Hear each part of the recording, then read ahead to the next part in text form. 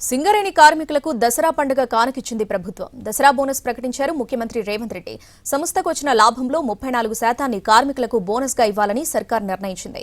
దివాళీకి మరో బోనస్ ఇస్తామని కార్మికుల్లో ఉత్సాహం నింపారు ముఖ్యమంత్రి రేవంత్ రెడ్డి. తెలంగాణలోని సింగరేణి కార్మికులకు పండగ ముందే వచ్చింది. ప్రతి ఏడులానే ఈసారి కూడా కార్మికులకు దసరా బోనస్ ప్రకటించింది ప్రభుత్వం. రేవంత్ రెడ్డి ముఖ్యమంత్రి అయ్యాక కాంట్రాక్టు కార్మికులకు బోనస్ ఇస్తుంది ప్రభుత్వం. అందులో భాగంగానే రెగ్యులర్ కార్మికులు ఒక్కొక్కరికి ₹1,95,610 బోనస్ ప్రకటించింది సర్కార్. కాంట్రాక్టు కార్మికులకు ఒక్కొక్కరికి ₹5,500 బోనస్ ఇస్తామన్నారు. గత ఏడాది రెగ్యులర్ కార్మికులకు 5,000 చొప్పున ఇవ్వగా ఈసారి 500 పెంచారు. మొత్తంగా 41,000 పర్మనెంట్ కార్మికులకు, 30,000 మంది కాంట్రాక్టు కార్మికులకు దసరా పండుగ కానుకను ముఖ్యమంత్రి రేవంత్ రెడ్డి ప్రకటించారు. గత ఏడాది ఇచ్చిన దానికంటే ఈ ఏడాది బోనస్ పెంచింది ప్రభుత్వం. పనులన్నీ పోగా సింగరేణి సంస్థకు నికరంగా 6,394 కోట్లు లాభం వచ్చింది. అయితే సంస్థ విస్తరణ కోసం 4,034 కోట్లు పెట్టుబడిగా పెట్టాలని నిర్ణయించింది. మిగిలిన 2,360 కోట్లలో 34% కార్మికులకు బోనస్ ఇవ్వనున్నారు. దాదాపు 71,000 మంది కార్మికులకు బోనస్ కింద 810 కోట్ల రూపాయలు అందించనున్నారు.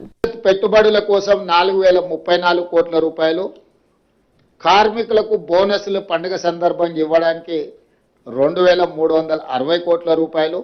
ఇవి 41,000 పర్మనెంట్ కార్మికుల కోసం ఈ బోనస్. కాంట్రాక్ట్ కార్మికులకు కూడా 5,500కు పెంచి 30,000 మంది కార్మికులకు దాదాపుగా 819 కోట్ల రూపాయలు ఈ కాంట్రాక్టు కార్మికులకు కూడా ఈ పండుగ సందర్భంగా బోనస్ ఇవ్వాలని మా ప్రభుత్వం నిర్ణయం తీసుకున్నది. సింగరేణి తెలంగాణకు ఆత్మ వంటిదన్నారు ముఖ్యమంత్రి రేవంత్ రెడ్డి. రాష్ట్రంలో అతిపెద్ద ప్రభుత్వ రంగ సంస్థ అని గుర్తు చేశారు. కేంద్ర ప్రభుత్వం బొగ్గు గనుల వేలం పెడితే గత ప్రభుత్వం పాల్గొనలేదు. ఫలితంగా సింగరేణి ప్రాంతంలో 2 బొగ్గు గనులు ఆనాటి ప్రభుత్వానికి అనుకూలంగా ఉండే వ్యక్తులకు వెళ్లాయి. ఆ 2 బొగ్గు బ్లాకులు ప్రైవేట్ వ్యక్తులకు వెళ్లడంతో సింగరేణికి నష్టం చేకూరింది. ఆ గనుల్లో పెద్ద ఎత్తున బొగ్గు నిల్వలున్నాయి.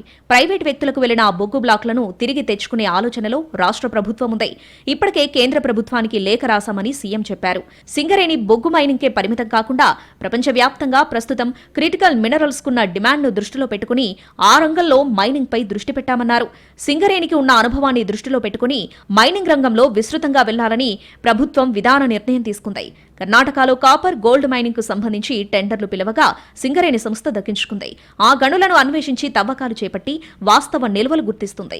భవిష్యత్తులో ఈ మైన్స్ దక్కించుకున్న వారు గని జీవితకాలం 35% రాయల్టీ సింగరేణి సంస్థకు చెల్లించాల్సి ఉంటుంది. సింగరేణిని విస్తరించేందుకు పీడబ్ల్యూసీ, ప్రైస్ వాటర్ కూపర్, కేపీఎంజీ వంటి సంస్థలను కన్సల్టెన్సీలుగా పెట్టుకున్నట్టు తెలిపారు. దేశంలో గానీ ప్రపంచంలో గానీ క్రిటికల్ మినరల్స్ కి పెద్ద ఎత్తున డిమాండ్ ఉంది కాబట్టి ఆ క్రిటికల్ మినరల్స్ కోసం భారతదేశం కూడా ఒక ప్రయారిటీ అంగంగా తీసుకొని ముందుకు పోతా ఉంది కాబట్టి అత్యంత ఎక్స్పర్టైజ్ మైనింగ్ యాక్టివిటీస్లో ఉన్నటువంటి సింగరేణి కాలనీస్ ఈ క్రిటికల్ మినరల్స్ మైనింగ్లో కూడా విస్తరింపచేసే విధంగా ముందుకు పోవాలని దీనికి సంబంధించి ఒక విధానపరమైన నిర్ణయం తీసుకొని బోర్డుకు కూడా తగు సూచనలు చేయడం జరిగింది.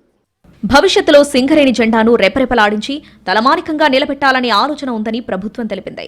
సింగరేణి తల్లిలాంటిదని అరచేతిలో పెట్టుకుని కాపాడుకోవాలన్నారు ముఖ్యమంత్రి. కార్మికులకు మరో కానుక కూడా ప్రకటించారు. దీపావళికి ముందు మరో బోనస్ ప్రకటిస్తామని ముఖ్యమంత్రి రేవంత్ రెడ్డి హామీ ఇచ్చారు.